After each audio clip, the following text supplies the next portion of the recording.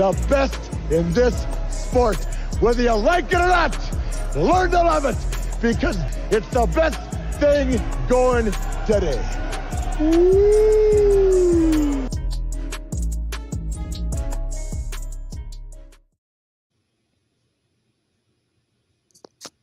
Hello, everyone. Welcome to Georgia Players Section with Tavarres and Knowshon on UGASports.com here on the channel, the biggest channel out there. You get a little cheers. You cutting it, man. You cutting off the intro here. What are we doing? No, you jumping the gun. See, this man's eager. That's the thing. You supposed to just keep it going, and me and him just go back and forth. Yeah. You know what I'm saying? Like false start on Knowshon. Hey, he was leaning forward in the he was ready to go in the 2-point. I heard you cracking something, so I got excited. No, I was leaning. Listen, as a running back, he saw that linebacker creeping up is what happened. He was ready to go punch him in the mouth. There's a pass pro, that's what he was ready. And speaking of linebackers, okay, it's only apropos. There's lots of things that are coincidental tonight, okay, because this is our 13th episode. Some people consider 13 bad luck. Some people consider it good luck, but whichever kind of luck you consider, it works out because we got Mr. Mike Luckie on with us tonight, former Georgia linebacker, now current dog dad. Mike, thank you so much for joining us. Hey, thanks for having me on. I appreciate it, guys.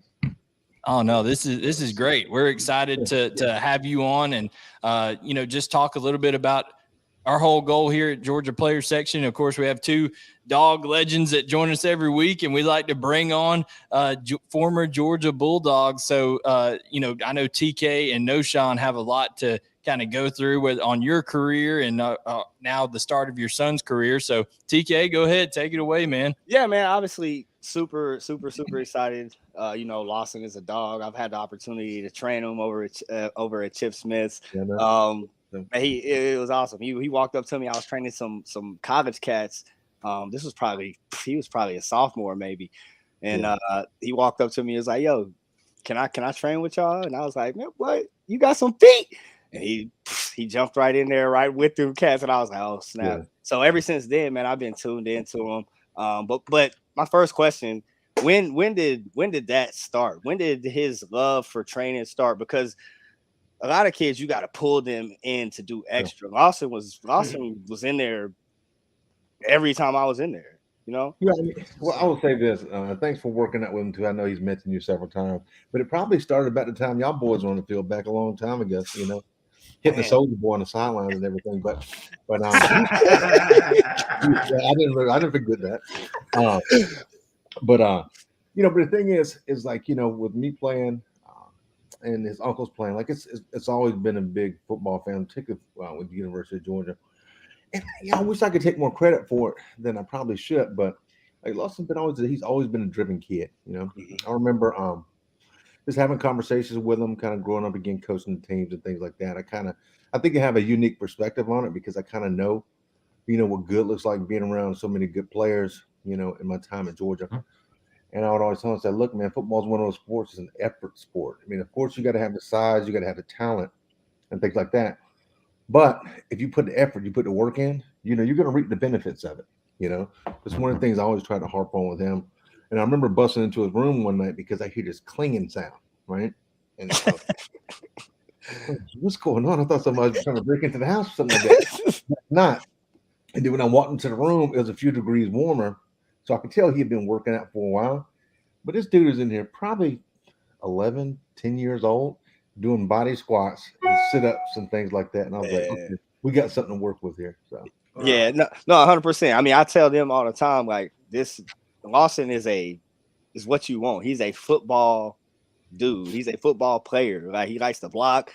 He likes to do the dirty work. Like, he's fun to be around. But the biggest thing that makes him the most fun is that he loves the work and he embraces the work. So, I mean, I just, hats off to you, hats off to him for being who he is. Obviously that's, has a lot to do with you. So yeah, Sauce, what you got for Mike, man? Yeah, I love that. And the thing is, we could all see that he can play. You know what I'm saying? We can see it early. And TK, You didn't tell us you had the inside scoop on him, by the way. I didn't know you were doing all this training him behind the curtains. Listen. I've dropped that knowledge on here before. You probably was. You know, Knowshon's been dealt out some CTE throughout the years. Me too, boss. You gotta watch TK, but we all know that he can ball, but we also know how stacked that tight end room is. You feel me? So, what are your thoughts on the tight end room? Number one, and then number two, would you be against him maybe redshirting? You know what I mean? Kind of getting that year underneath his belt and then coming being the man, or is that competitor and that that parent in you like, nah, I want my boy to play now? Well, of course, the pride in you wants him to kind of play early, but I think I put all the faith in the world in Kobe and Kirby and Coach Hartley, and I think they're going to do the best thing for the team and the best thing for Lawson as well. But so I really don't feel one way or another about it, to be quite honest with you. But I do, if he's ready and he's, and if he's capable and he can help the team, man, I have no problem playing with him early. I don't think you're gonna have much of a choice. Based on how this spring went, this man was balling out. But hey, enough about your boy. Listen, we didn't just come on here to talk to you about Lawson. We came to talk about the glory days of Mike Luckie and the Luckie triplets just ruling downtown Athens. Back in the day. They're right down there. And look, I know the only reason I'm sitting right here talking to you right now is because I'm riding my son's coattails. So I'll take that. I'll be the first one. No, but we do want to talk. We do want to talk to you about that. Is got to be one of the most unique stories, not only in Georgia history but college football history. So, what was that like? Breaking in there for you go to play with Coach Don in there and at Georgia, and you got your two brothers, that literal brothers and actual triplets, coming in and playing at the same time. What was that like? It was a blessing because y'all know how it is when you first go off to school. It's like a culture shock, because when you play in high school, you're pretty much the guy. And then you're showing up on campus, you see big dudes. I don't know if you remember his name, David Weeks, and these big dudes walking around. Like it gets dark when they get around. So the shadow. It just is. And back then we used to hit all the time. It was like borderline abuse how much we'd hit. And then the first time we came in, I just remember it was like a sauna every time we walked down. And we had to walk across that big parking lot to get to the facility. You'd be exhausted by the time you got over there. But one thing else, I think, with my brother, we're all extremely close. But it's good to kind of have somebody to go through that with you, So it was kind of a bit of a support system there, I'd say. So I really enjoyed it. It just seemed like, and Lawson, and a lot of these kids don't understand it, but these 4 years are going to fly by. It doesn't feel like that when you're in the moment, but then, when it's all over with, you hang them cleats up, you do appreciate the time that you spend there. And I couldn't imagine a better college town to go to. Of course, I'm biased. Well, you mentioned David Weeks. You got to ask him, what did he not do right in his parenting that you did right in yours? Because you're a Georgia guy, and your kid went to Georgia. His went to LSU, and both of them were at LSU now. What's going on there? Let me tell you something. I saw that kid with Weeks playing, and he is a dog. I'm telling you, he is a great animal. The kid was all over the field when I saw him play. But everybody has to kind of find their own niche and kind of do what feels most comfortable to them. So I'm happy for him. But what was it like though when you knew, okay, you're going through and I got to give you credit. You were the dad that gave Lawson. You took him to Alabama. You took him all these different places.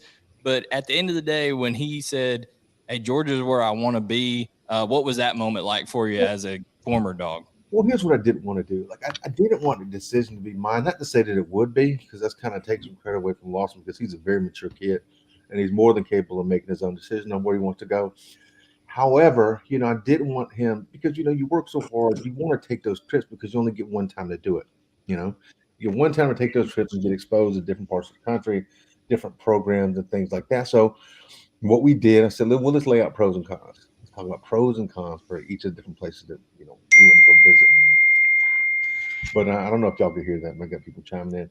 But the way I look at it, because if you're a tight end, there's no better place to go than University of Georgia. It's just right. And then if you look deeper than that, And then I'll say this too. Like even if you look deeper than that, and I know Kirby talks about it a good bit with all the businesses. I'm thinking about things past football, and me being a Bulldog, like it's given me so much professionally that you really can't even put a measure on it, because I have, just going to Georgia and playing ball there, so much to appreciate and thank and be grateful for, from and then also too, I know it was important, for his mom and his brother to be able to kind of scoot down the road a little bit, and see him play too. So I know that was a big deciding factor, with him as well.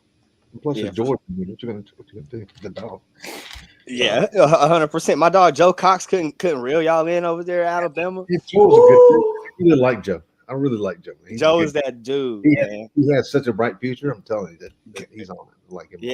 Yeah, they love him over there, and he's a recruiting ace as well. Oh, yeah. Man, how much bread would the Lucky triplets have made back in the day? How much y'all could have did some damage? You know what I'm saying? Like with this NIL stuff, y'all could have.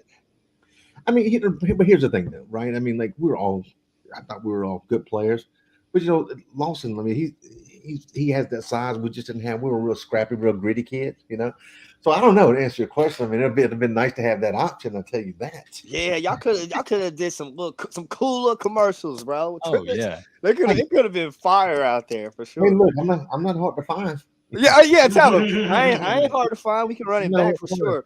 Hey, but look, listen. You probably gonna have that opportunity for sure. Obviously, with your son, being who he is, I think that he's gonna have an opportunity to attack this NIL landscape. Have you guys had those conversations, about finances, about taking care of your money, et cetera, et cetera? As a matter of fact, it's funny you say that. I was just talking to because kids nowadays they just don't know and they think this, the money's gonna keep coming, all sorts of stuff, but. I got him together with a really good friend of mine, kind of growing up. I trust him like a brother, super sharp guy. Got him Dave Balance that he actually met with Lawson. I don't know, maybe about right before he went off to spring practice. So he's got all that sort of stuff in order right now. That's awesome. So yeah. So I'm glad because I do have friends that they've done this. They're super successful and they kind of they want to look out for Law Dog. So. Yeah, for sure, man. We are Law Dog. Hey, Law Dog. There's merch right there. That needs to be merch. That man needs to get that patented, copyright. Put it out there. It's already started. Law Dog. Yeah. Knowshon, I know you got one for him. Yeah, we're gonna put that on our side. Yeah, well, that goes hard. But now, for me, talk about how I was playing with Kirby. We see him as a coach. What was it like? Was he getting on people? As a player? He was the same way. I mean, but it's no surprise. We were talking about it a little bit before we got on, but he was always the smartest guy in the field. And, he got everybody lined up. A leader. He's always been like a leader. And I think his dad was a long-time coach as well. Maybe one of the Hall of Fame high school coaches. So you knew that he was kind of destined for that. So I mean, he. Hard-nosed guy too. Hard-nosed guy. Kirby come up and hit you a little bit. So he's good. I know, but I'm saying I enjoyed playing with him because, when it comes to knowing what to do, he would even coach the linebackers up a little bit too, and get them straight. But I appreciate it. Like I said, it's no surprise to me that he's doing so well right now. We had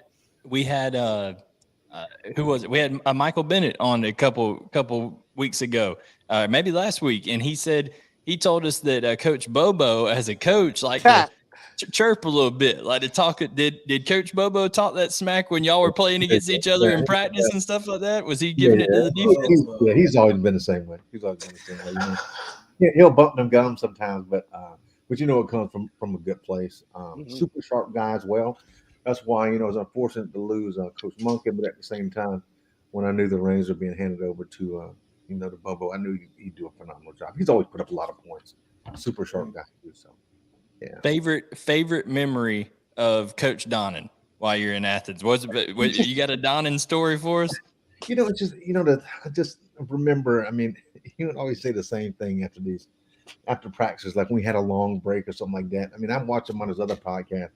He's hilarious, Yes. So you have these one-liners, these zingers that are just kind of have you rolling. He doesn't even think he's being funny. But I remember these are big, long practices.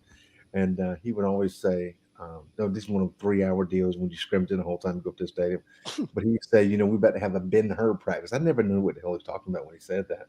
But I looked it up, and apparently Ben-Hur is a movie that was made a long time ago, and it's about 5 hours long. So that's what he was saying. You better pack a lunch, though. It's going to be a long day out there, fellas. He's talking in code to a bunch of 18 through 20-year-olds that never seen this movie, telling y'all to get ready. Yeah, I had to do a little research on that one, but it made all the sense. And, he hit you with the, because we'd go out after practice and stuff like that, and he'd say, race cars don't run on kerosene, so stuff like that. He wasn't lying either. He was not lying.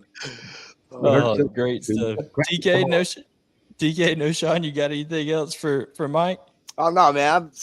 I'm ecstatic that you obviously came on, man. For sure. Super excited about Lawson and what he's doing thus far. The buzz around his name is huge. We just hope we can continue that. I know he will because he works, obviously, and he's just going to continue to stack that success, stack them good days for sure.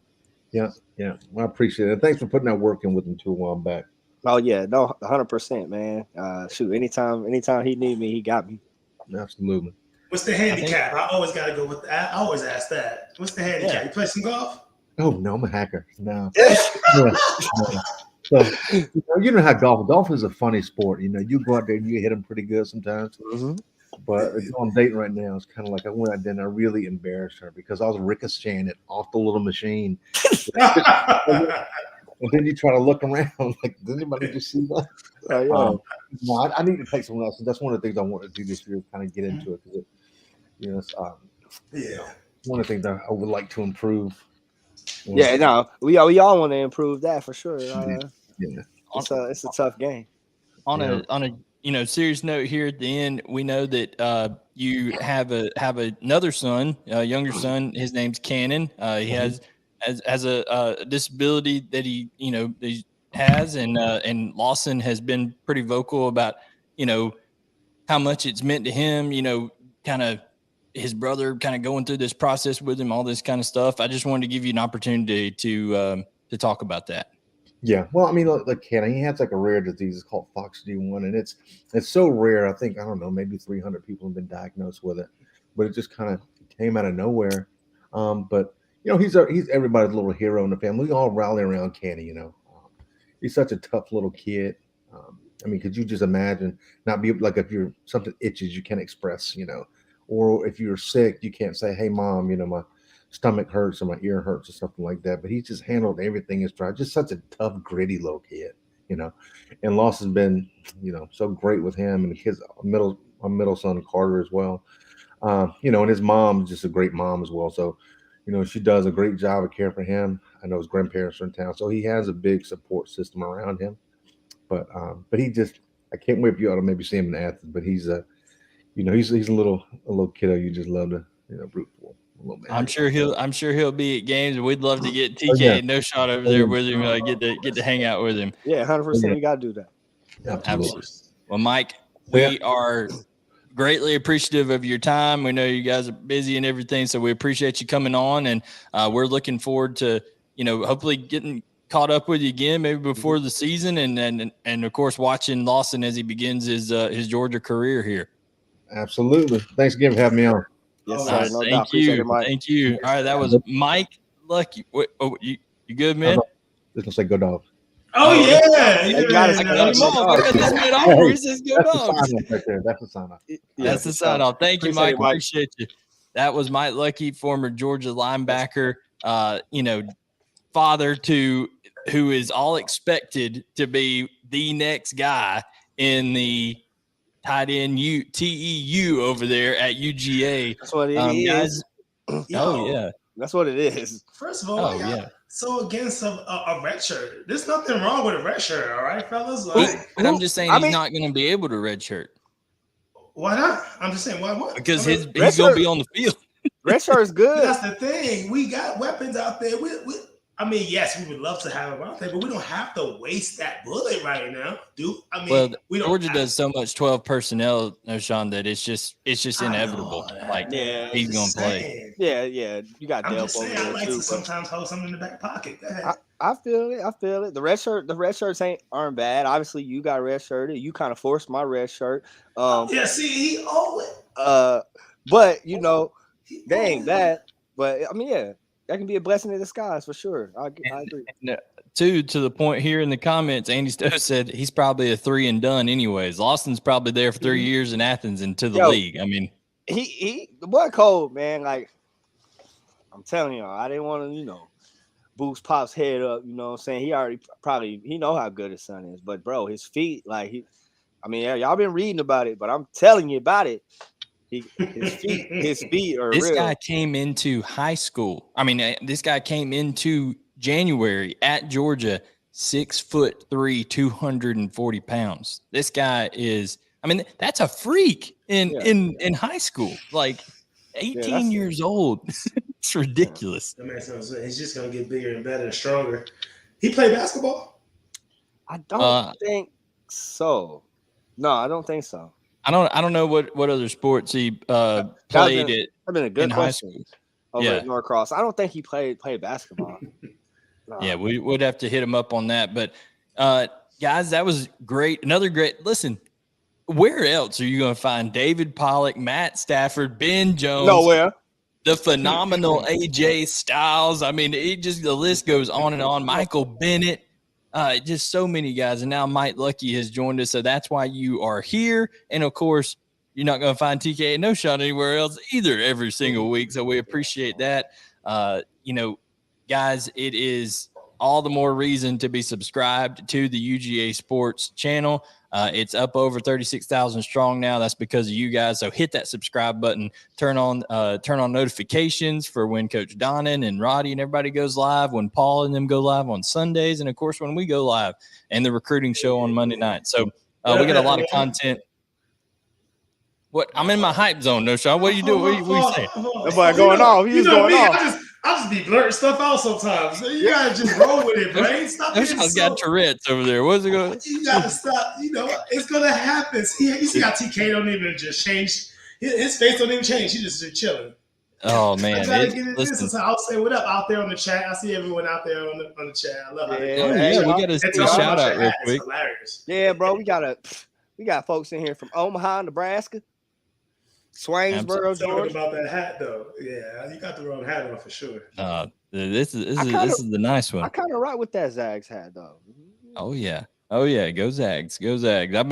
I'll tell that story at another time when we don't have as much content to talk about, but we got plenty to talk about tonight, and we're going to talk about. Without further ado, we are into the semifinals. And Knowshon and TK have not even seen the results. What you doing? Listen, bro? I almost forgot too. I want to get there. I was ready to talk about the spring game, boy. Listen, I want to get their reaction here to it, and we're going to be revealing who won the second round of the SEC uniform tournament. Remember, the matchups were. Come on. The matchups were LSU versus Ole Miss, Auburn versus Alabama, Georgia versus Kentucky, and Vanderbilt versus South Carolina. So wait. Can we say, like, since we don't know, can we say who we think won the two? Yeah, go ahead. Pick? No, okay. Who was it? LSU, Ole Miss? Yeah. I think they picked LSU. All right. And then who was it? Georgia, Kentucky? Of course, Dogs. Who else was it? South Carolina, Vanderbilt. They probably picked Vandy. Yeah. And then what do you Knowshon? Who do you think they picked between Bama and Auburn? Ooh, Auburn. Auburn's gonna win that. Yeah. Y'all are pretty good because they picked LSU, Come on now. Auburn, Georgia, and Vandy win the vote to go to the semifinals of the SEC uniform tournament. So we will be posting these matchups on the Dog Vent and also on social media this week. We'll start tomorrow, a semifinal. You got the You got the Auburn Tigers taking on the LSU Tigers, so it's a battle of the Tigers. And then Vandy, the Cinderella run continues, fellas. They're over here in the semifinals. You got the Georgia Bulldogs versus Vandy in the uniform tournament. So, guys, what do you think? I can tell you right now. What? You gonna smack Vandy? We gonna do Vandy like we do Vandy on the field. Yeah. Man. But man, I gotta go back. I backpedal. That Kentucky Georgia one. I mean, them Kentucky Blues is hard, and the powder blue Ole Misses is hard. I don't know, Sauce. Yeah, I'm super surprised. I'm not surprised, but I am with the Georgia to Kentucky. I mean, Kentucky Jones is fire. But you know what? Let's not sleep on Vandy though. I mean, who knows? Who knows what might happen? Knowshon's he's about to get out of here. Oh, the TK is about to get out of here. All right. But and also Auburn, they had the easiest road to the final, like to the Final Four. I mean, they had the easiest road. Auburn. No doubt about it. I think they're gonna hit a big roadblock there in LSU. I think those LSU unis are nice. But guys, we do have to get into. There was a spring game this past weekend. Coach Don and all those guys have already kind of broke it down on their side. But here on Georgia Players section, you see that the black version of section right there, SEC. That's because we cover all the SEC. And this week we're going to be going over the SEC East spring game recaps and reviews that we watched. Of course, we'll get to Georgia right off the bat first here, guys. So we're going to talk about that. You guys rewatched, G-Day. I did as well. What are your first observations right off the bat? What stood out to you about the spring game in Athens this past weekend? For me, I mean, the one thing that stood out for sure is I think that Carson Beck kind of solidified that he's that dude. You watch the tape, he stood in there in the pocket, stood tall, stood strong, and several times went through his reads, hit the check down. And that's not an unfamiliar thing. That's not something that we're not used to. Stetson did that over and over and over and over and over again. And that's what you want to see from a quarterback. You want to see them, one, go through their reads, and then two, make the right throw to the right person, get it in a playmaker's hands. And, that's what Carson did. And, his arm talent is there. Brock Bowers down the sideline on that wheel route. We've seen that before from Stet. So there's things that were super impressive from him, for me. And I think the biggest takeaway from this, to me, this is how many weapons, and I'm so damn excited, we have in that receiver room. We got a lot of weapons out there. Go ahead, Saucy. Yeah, I have to agree with you. I think the first thing that stood out to me was, dang, that pocket that he was standing in to throw in. I was like, well, hello, someone get some pressure on him. So you love to see that. Love to see that the old line stood in there and gave him a pocket to stand there and throw in. And you saw that last year with Stetson. And since we're on the quarterbacks, I know we're getting into some other stuff, so we might as well talk about the quarterbacks first, though. I think Stetson, like you said, he threw really well. He showed some zip. You got Stetson on the brain. I'm sorry. Yeah, I was talking about Stetson. You can't forget about that man. Well, because I'm gonna mention him really because I agree with everything you said about Carson Beck. Show some zip. He put them balls on the money where he needed to put it. But I think the biggest, I won't say concern, but I can't wait to see, would be, can he stand in that pocket and take a punch in the face like Stetson would? Stetson would take a shot, and stand up, and then that next play throw a bullet and put that thing on the money. You know what I'm saying? So you can't take that. You can't take that a bullet. He'll throw a bullet. Oh man, here they go. But no, you can't take that away from him. His toughness was up there with among some of the best. So I think that would be my biggest, concern about Beck, because can he do that? And we're going to see this year. He's going to get hit a couple times, and can he get up the next play and to not be rattled and make the throw. But great. Yeah, I think that's great. Great observation on the pocket. Like I said, he was standing in there tall, looking downfield, going through reads. Yeah. Obviously, able to hit the check down. So when you're able to do that, you obviously have great protection. Even though, but like even a takeaway I got from we talking about quarterbacks. The takeaway I got from him, Carson, is, bro, he was on the money with the rock all day. Really, I think he was 13 for 18, but I think he should have been like 16 for 18. You know, some of those, I think Oscar Delp lost one in the sun, and then some of those were, you know, on some of the guys out wide. But I think he was just super impressive. Who do you think that the number 2 receiver, or excuse me, who do you think the number 2 is? Did Tim had a great question there? Did Brock do enough to kind of, you know, win that from Gunner? I don't know. I like the. They got it, man. Let me answer that first, because I don't know though, because I like the way that Gunner looked. I mean, we all know that he can do it with his legs, and there was a couple times he showed that. But can he consistently make those throws though? Is the biggest question. There was a couple in there that he tried to force in there that just didn't pan out. Yeah, blame him up, huh? I was just gonna say, I think that's the bigger battle here going into the summer. Is who becomes the number 2? Because I think there is a large separation between 1 and 2, in my opinion. Well, I like this question from Alex Page. With all those weapons, with all these weapons, will a receiver or Brock break the 1,000-yard mark this fall? As we all know, only one guy ever to get TE. To get 1,000, that was Terrence Edwards. Yo, and we need to have TE on the show.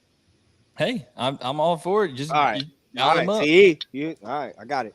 Dial him up. And then after that, TK was the closest he got in the 950s. And then last year, Brock Bowers got 972. Now, the thing about Brock Bowers is in his first 2 years, he's accumulated over 1,800 yards receiving, and he is 1,270 away from being the all-time record holder at Georgia in receiving yards in 3 years.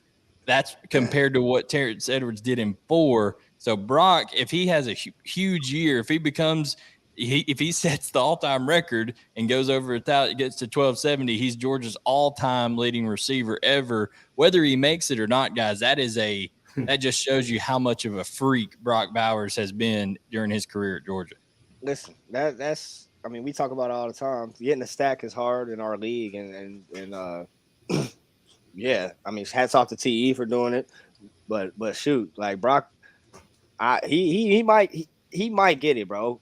He may, just with how versatile he is and how we use him, and how special he is. But I mean, Unc said something, bro. We added so many additions in Dominic Lovett and Ra. You saw those freshman cats just making plays. Makai, you saw guys just making plays. Arian Smith, like everybody's just making plays. I'm just like, yo. And they didn't even push the ball really to Lovett or Thomas in this game. You know, they were kind of just giving you a little sample piece there. But yeah, you were right. Tyler Williams made a nice snag coming across the middle and broke it away. You had Anthony Evans as a freshman making a couple. I mean, 17, yeah, he was smooth. And then Knowshon, you got the big 6'2", 235-pound rumbler back there wearing the big O and Roderick Robinson. What did you think of the freshman running the football? Yeah, I mean, first of all, that 0 looks interesting. I think I might like it. It looked all right on him. In the backfield? Yeah, it looked okay on him. You know what I'm saying? I was like, all right, I might can dig that. But in all, when it's coming, I could just hear it now. Y'all like, man, he hard on them backs. It wasn't super impressive. It was just a regular day at the office, honestly. I mean, yeah, Robinson, he ran hard, but it wasn't anything special. You know what I'm saying? I mean, I expect that out of, a 6 foot, 235-pound, running back to run downhill. But I didn't see any wiggle. I didn't see anything sexy. Maybe they're just holding it, and saving it for when it really counts. But I just thought they played downhill. They got some decent amount of yards, but it was an okay day. But we always talk about, man, we got to be versatile as a back. And and catching the ball at the backfield is a big thing. And I think Roger dropped one out of the backfield, almost got it picked off in the middle of the field, and we can't see that. So a little bit to work on, but just another day at the office. Oh yeah, no doubt. There was a lot of high spots in that game. Whether it was Jackson Meeks dragging half the team into the end zone on his run, getting pushed in by the offensive line. Mm-hmm. But I think the most impressive thing was, yes, the defense gave up points and stuff like that, but you saw some of the athleticism by those edge guys, whether it was Samuel and Pimba on the edge or Damon Wilson on the edge. And guess what? Michael Williams wasn't playing because he's getting a little, toe surgery deal cleaned up. Marvin Jones wasn't playing because of his shoulder. Jalen Walker didn't play. And yet there's still linebacker after edge guy just coming onto the field. And, I thought A.J. Harris, a corner. We tried to see who's going to be that next corner. True freshman comes in from Phoenix City over there, Alabama, and says, hey, I may be that next guy. Everybody assumed Dalen Everett or Nyland Green might be that next guy. AJ Harris really, really impressed, I think, and showed his athleticism over there. So a lot of stuff we haven't seen because guys weren't on the field yet. But, yeah, we kind of touched on all that stuff. I'll tell you what, though, right? We expected that of AJ, though. We were saying that, when he got drafted. I mean, that was the one thing I drafted when he came onto the team. But it's the thing. I mean, that's what I was elected with the second pick, pretty much. I was looking for that the most, to see if these young cats straight out of high school could come in and make some noise. And I think we saw that. So we saw Jordan Hall make some big plays, tapping down the ball a couple times. Janelle made a big hit. I was waiting for him to get a hit. I was like, is he going to get a hit? And he did. And I love to see that. Who else made some plays? Yazid Haynes had a back shoulder catch. Yeah. So it was just good to see some of the young cats come in and show what they can do and say, hey, I can play early if I need to. Yeah, listen, the point is Georgia's still loaded. There's a reason there's a betting favorite to win the national championship this year. I got something for you, Sauce. Getting back to that backfield. Drunk on Duty says Knowshon, best UGA running back ever. When do we get another stamped back? Like, when do we get a what's your man from Ole Miss? That's their workhorse. A Quinshawn? Like, you know what I'm saying? Because I'm rewatching the game, and then you think about last year, and then you watch the TV copy of the game, and Bobo even said, it's going to be running back by committee. I'm waiting for somebody to just bam, you know what I'm saying? And you said it last year too, but we still waiting, and hopefully that can be deuce. You're right about that. I mean, I guess the last one that I can honestly think of. I mean, you guys might have someone different, but it's Todd, right? I mean, it's Gurley. DeAndre Swift. And Swift, I guess, and Swift as well, and Swift, but that was around all at the same time, right? So yeah, I think that's how they're recruiting too. Is that, hey, it's going to be more than one guy, but at the same time, you still want to see that. When that one guy get the ball, you're like, that's him. Yeah. There he is. Yeah, and it's interesting, and it's up for the grabs. I think we have a really good back room, but it's just up to one of those guys to say, listen, man, it's my game to have, and you guys can come in and get a little scratch so we all can eat. But hey, this is my backfield, and we haven't seen it yet. We're gonna see it. We might see it this year, but I need to see more than I saw in that spring game. Honestly, with a pop at, with a Robinson broke a cup. Was keeping his legs turning on someone else. But hey, throw a stiff arm in there. Let me get a spin, something. So we'll see. I don't know, but I do know this. She don't want that 2-footed bad boy. She don't want that Dos Zapatos animal. You know what I'm saying? Just wanted to remind y'all of my previous Dos Zapatos that Branson Robinson is going to lead this team in rushing. I mean, he's going to lead this team in rushing, and I don't think it's going to be close. I think he's going to be the dude. Because I think it's going to be his yards after contact that these other guys. I think Roderick Robinson, because of his size, could generate some of it, but he doesn't have necessarily the same explosiveness that Branson does. I mean, he is a guy deadlifts over 700 pounds. I mean, that's ridiculous. So I think that's my Dos Zapatos prediction that Branson Robinson is going to turn into that next Georgia great back right there. It's funny though. It ain't hard to stand on 10 toes on that one. I mean, all right, we're gonna see. He picked the best back out of the group. I mean, yeah, right. And he's also one of the unproven ones. I mean, it's not like I said Kendall Milton's going to be. That would be the easy route to go. Okay, so what's the second running back numbers then? It's going to be 200 less yards. Oh, I think the disparity could be 250 yards. He's writing it down. 250 yards. I don't think so, bro. Because kind of what Andy said, bro. And again, Bobo said it. Like it's gonna be committee. There's gonna be running back by committee. I don't know if we've got some. There's every back there is a dog. Yeah, for sure. But sometimes the best ability is availability. You're correct. So what Andy said, it might be what you want, and it's situational. Just like you got to have a back that can catch out of the backfield. But you gotta have that. But we got all those receivers though too. It's like, bro, listen. Well, we got to put a bow on Georgia because listen, TK got called with Nicaragua here in a little while. My fault. Yeah, we got to wrap up Georgia. We got a couple more. Listen, there's no point in really talking about Florida a whole lot because I didn't even share with y'all to review that one. But it was a dumpster. 10-7. How your guy Mertz look?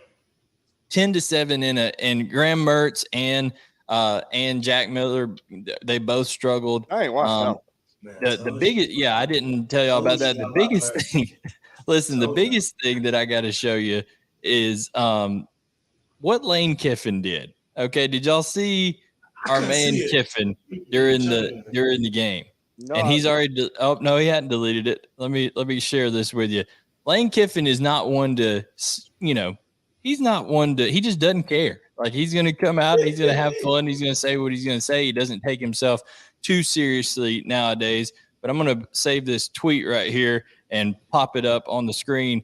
Lane Kiffin is a pretty big fan of getting on the social media. Okay, and he is he likes to stir it up a little bit. I think he likes to make guys nervous because when he knows that he's going to see him in these pre-game handshakes and all that, he likes to get that mental advantage or something on them, But Lane, this is what my man put on the screen or put on Twitter. 7-7 in the fourth quarter, and he gives it the fire emoji and tags the Florida Gator account. Oh my God. Lane has no chill. Okay, he has no chill, that's what I love. Yeah, absolutely. And we will talk about Ole Miss's next week, their spring game. Plenty to talk about there because they have a quarterback battle. But speaking of quarterback battle, guys, we're going to go up to Knoxville and talk about Tennessee's spring game real quick. Of course, TK's already put the Dos Zapatos down with Joe Milton saying he's going to have – I think that looked a little bit in jeopardy this week because I don't know. Joe Milton again? Let me rewrite it. Milton, what? Milton. He was going to have a good year. Hold on, bro. No, you said more than that. Up on me. You said more than that. I did. That. I said he was going to have a great year and he was going to be the starter. That's all I said. You said he's going to be that good the whole year he ain't got them shits. He ain't got them. You only do that for Blaine. Nah, I think both of y'all really because I got to watch that. You said something. Hold on, ain't got no shit. Bro, I know what I said. You said something about he going to be. It was something up there, like something about yards or something. It was something. You know what? I did say that. I said he'll lead the SEC. Something like that. Because of that offense. It was something like that. Chris Foster's a Tennessee guy. He says there is no quarterback battle in Knoxville. I'm just telling you, there is a quarterback battle in Knoxville. And here's why. Wait a minute, Chris. Speak on that. He's trying to say that Joe Milton's going to be the guy and all this kind of stuff. Don't talk about Chris. I'm just telling you, when you saw Nico this week and you saw the buzz that it generated and all this kind of stuff, there's a reason this guy's getting paid big money by Tennessee. And what did I say? Stop it with as soon as there's a little bit of problems, as soon as, and we saw it a couple times in this game, Joe Milton threw the ball so hard over the middle that I think it knocked somebody's heart out of rhythm, one of them receivers, and they had to go to the sideline and get a jolt real quick over there because I'm just telling you, this guy's puncturing aortas with the football over there. Bro, he gets the ball out so fast. He get the ball out. It is ridiculous. Like, on the screen, you love it. You probably love it until he got to you. But stop it, bro. You gotta stop it though with the whole. Just because they paid him, they gotta play him. You're paying the kid to come to the school, and at some point get out on the field. I mean, if he leaves, he leaves. You don't gotta pay him, but at the same time, you get him to come to the school. It's right? Just different. It's just different with the thing. NIL. You don't want to put a product out on the field where he's not ready. You want to just because you paid him, you want to put him on the field and he don't win. He has to be ready. What I'm saying is he's going to at some point this year take over for Joe Milton because Joe Milton is going to struggle at some point. Thank you, Chris. Thank you, Chris. Look at the list of everybody that didn't play on the offense, bro. I don't care. What do you mean? I don't care. What? Okay. How good did Blaine making me do it? How good did Carson Beck look on Saturday? Really good. What did he have around him? He had all his pieces almost. Thank you. So I'm not talking about how he looked. Really Joe Milton, in terms of throwing the ball, I mean, he's got the arm talent, but you gotta have the ability to know. I don't care who you're throwing it to.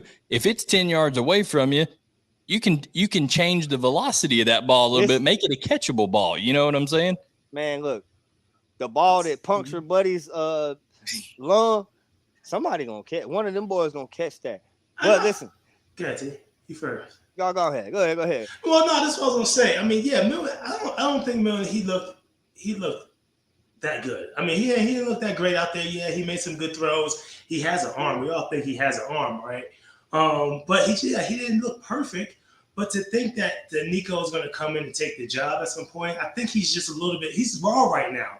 You can kind of see it in this game. There was a little bit too many times where he gets stuck on the receiver. And I think in this league, you can't get stuck on the receiver just waiting for him to hit the slant, waiting for him to hit the end cut. You kind of got to manipulate the defense with your eyes a little bit.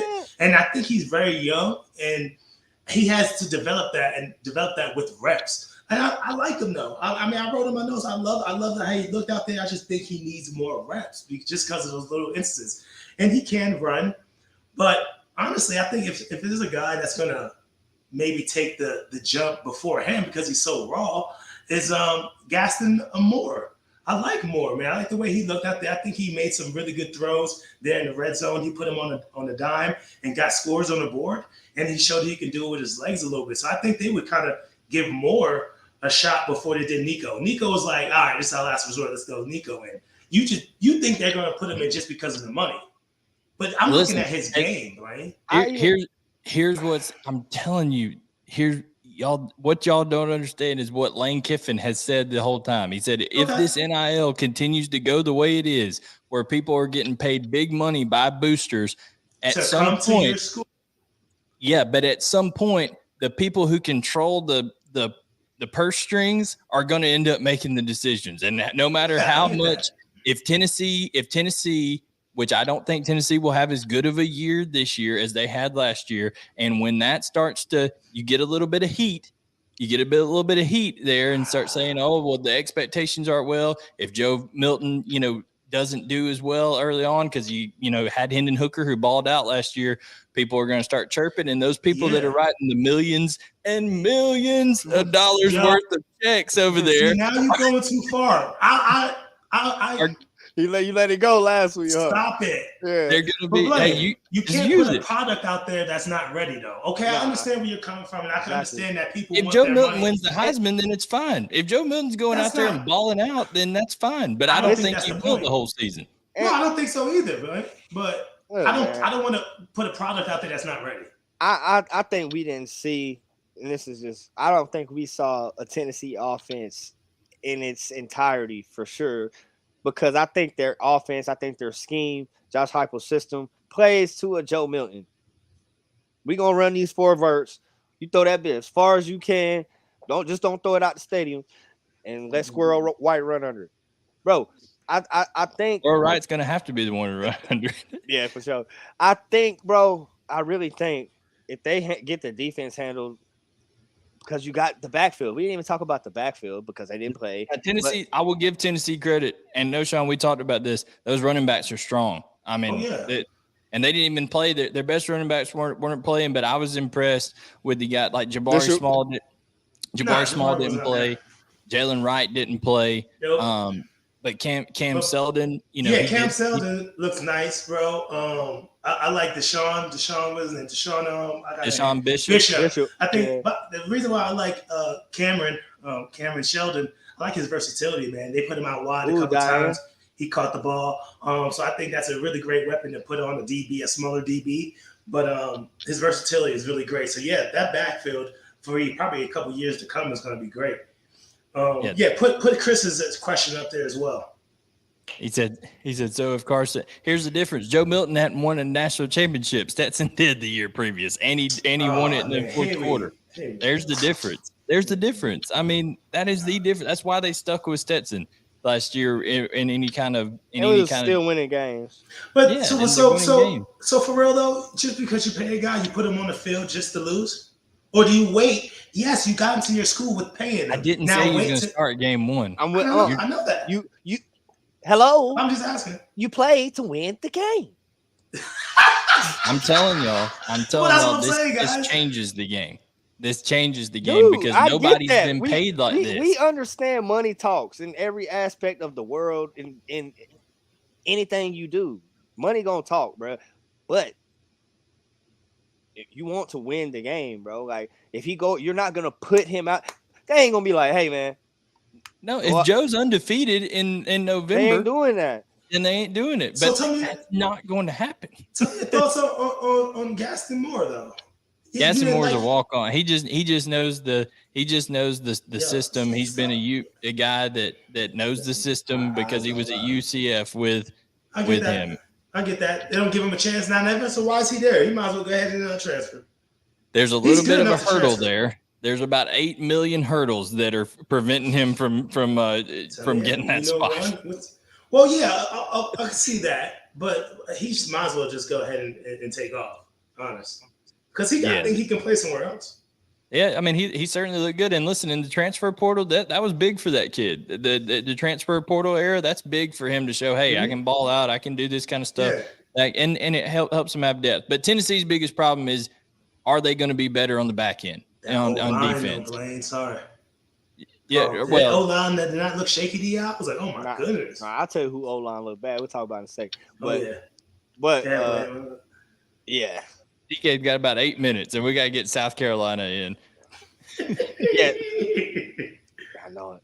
Yeah, the defense though. I don't know about the defense, bro. Still, the jury still is heavy out on their defense. I mean, guys like Christian Charles from Gainesville, Georgia, he's gonna have to step up and show a little bit of improvement. Danico Slaughter, those kind of guys on the back end. So we'll see what happens. And the O-line did struggle at times, but hey, there's also some guys that weren't playing. But it was like there's also some guys missing up front on both sides. So you got to say that. The D line had 3 guys missing. OL had a guy missing. So we'll see.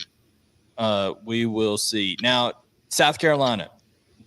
I think we'll be much more unified on this one. I think the Gamecocks have been, with some of their talking on podcasts and all this others, I think they've been writing some checks with their mouth that their tush can't cash. You know what I'm saying? Yeah. Because did not look crisp in that spring game. And listen, I know it's a spring game. I know you got guys out, but still, you want to look clean. You want to look like you're getting things going. And 19-17 in double overtime over there in Columbia. Them boys played extra time. There was a few things that I noticed. I'm calling compliance, man. They go overboard. You want to talk about compliance? All right. Why were they tackling the quarterback? Y'all saw that? I was like, bro, the quarterback's a full go. I'm talking about hitting their arm on throws. Tackling. I don't think that was supposed to happen. I think that's just some. It was happening. It didn't happen to Rattler. It should happen. I know it didn't happen to Rattler when I watched that. But they were tackling. I was so surprised. Let's start with the positive. Okay, let's start with the positive for him. Trey Knox is a nice tight end. Trey Knox is nice. Yeah. Juice out wide. Juice Wells is nice. Juice looked really good. I mean, they got a couple pieces. I wasn't very impressed, Sauce, in that backfield. No. But their O-line, you talk about Swiss cheese. Well, and then, you know, you hate to see this, but Jalen Nichols goes down with a knee injury and what looks to be an apparently serious knee injury at left tackle. And that's your starting left tackle that goes down in the spring game. That is not good. And that could really be a big development for South Carolina this year. Listen, Juice Wells is really their only proven playmaker that returns. Xavier Leggett, the most yards he's ever had in his season, 164 yards receiving in a season over there. Amari Brown, not necessarily a superstar yet. Eddie Lewis transfers in. He looked like a deep threat, but him and Rattler weren't on the same page. They didn't connect over there. But you talk about running backs. Listen, Knowshon, I think Juju McDowell, DeCarrion Joyner, these are two guys that are good change-up players, but neither one of them is a feature back in the SEC. No, not at all. I mean, and it didn't help that the line didn't look and didn't go out there and play their best spring game. But at the same time, it just didn't look like any pop was back there either. But, you know, we did say that this spring game, we'll see what happens. But, you know, as far as Rattler looked, I mean, he just looked like he looked. You know what I mean? I was thinking that he did have a little more zip on it. I wasn't expecting that much zip. I was like, damn, he must have gained a little more zip this year. But it wasn't special. It was just all in all, I mean, too much pressure on him, sitting in the pocket. So, and it was a short day for him too. I mean, he only had like 8 plays and he was done. I definitely think that we saw both sides of Spencer Rattler kind of in this one. Like you saw the really good, some pretty good throws, and then you saw like, well, what the hell are you doing? Some of that too. Yeah. So jury's still out on if he'll have a good year. Anybody? Do I remember? Nah, nobody buys out those patos that I don't think. No, but listen, the O-line gave up 10 sacks in this game. Okay, 10 sacks. It was. It was Tom and rough. Jerry cheese. And I think part of the problem here for South Carolina, you look at some of the guys who popped really in this game and guys they're going to be dependent on heavily. They're freshmen.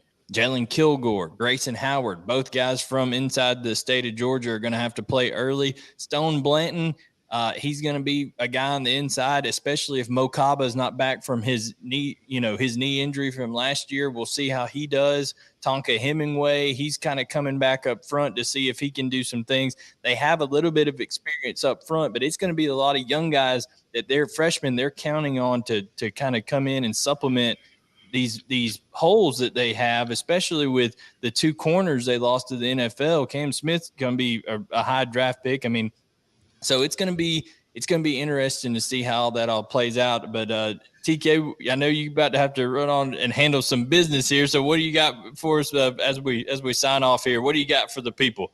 Man, nothing, man. Just enjoy your weekends. Enjoy your peoples. Appreciate y'all, boys. Appreciate you, Mike Luckie, for coming on the show for sure. That was dope. And yeah, man.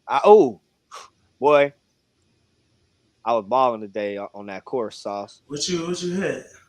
Well, we ain't gonna talk about what I shot. I did some real impressive stuff. But it felt good, is what he said. Yeah. You know how man, I dunked one out the sand, boy. Dunked it like that. Shaq. Always feels good, all right. Like Shaq out the sand. It was bow. I was like, oh my goodness. Dude I was playing with was like, well, you don't need your putter. I said, damn, so don't, brother. But nah, man. Oh, good. Sorry, man. I was going to get Knowshon to get us with the SEC West. Tell people we'll have Alabama and LSU to talk about next week, and Ole Miss. Yeah, man. I'm looking forward to it at some point if they even have one. I need to see the Heisman candidate out there throwing that thing. So I can't wait for them. Kentucky's keeping it closed. Kentucky said no spring game. No, because it's going to be so. They don't have one for real? Under Liam Cohen. They don't even want people to see it yet. You know what I'm saying? People ain't prepared for it. That's what's going to happen. Okay. Well, yeah, we have some good stuff coming up. So Chris wants us to rank the RB rooms. Hey, levels. We're going to do that. We'll get our RB rooms on levels. Our man TK's got to get on a business call. We appreciate you guys. For Tavarres King, Knowshon Moreno, I am Blaine Gilmer, and we'll catch you next time on Georgia Players Section with Tavarres and Knowshon on UGASports.com.